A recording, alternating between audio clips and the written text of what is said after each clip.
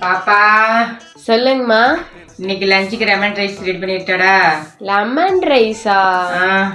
எப்பவுமே ரைஸ் ஐட்டமே கொண்டு போறேன். இன்னைக்கு ஏதாவது டிஃப்ரெண்டா பண்ணி தரீங்களா? என்ன பண்ணலாம் டிஃப்ரெண்டா? நீங்களே ஏதாவது சொல்லுங்களேன்.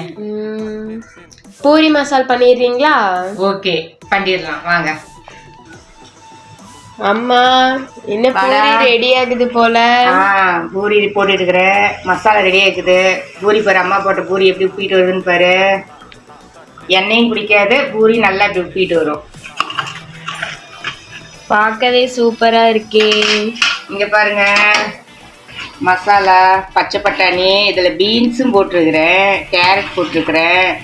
மசாலா ரெடி ஆகிட்டு இருக்குது. இன்னும் கொஞ்சம் ரெடி ஆகணும். இப்போ தான் தாளிச்சுட்ருக்கிறேன். இன்னும் 2 நிமிஷத்தில் எடுத்துகிட்டு வரேன். டேஸ்ட் பார்த்து எப்படி இருக்குதுன்னு சொல்லுங்க. ஓகே.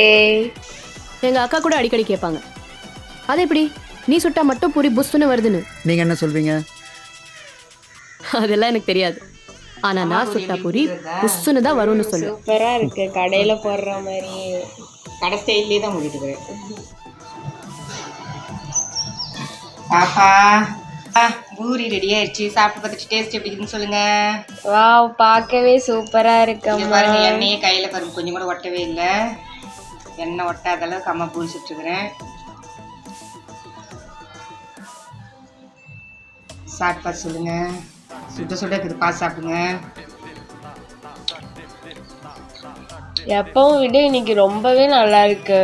ஓகே, நீங்களும் வாங்க சாப்பிடலாம். பாய்.